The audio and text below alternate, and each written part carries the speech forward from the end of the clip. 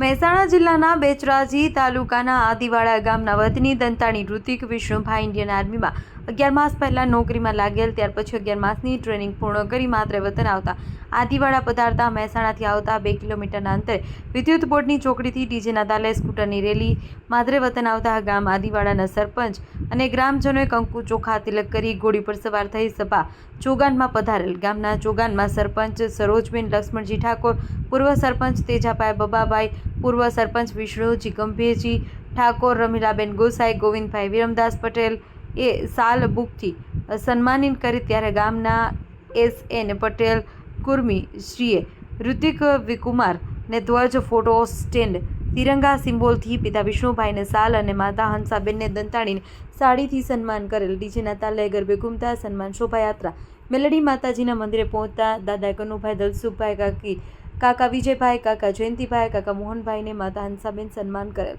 ગામના દંતાણી સમાજના દીકરાનું ગર્વ સાથે ભવ્ય સન્માન કરેલ. Reporter SN Patel Kurmi, news of Patan, Mehsana.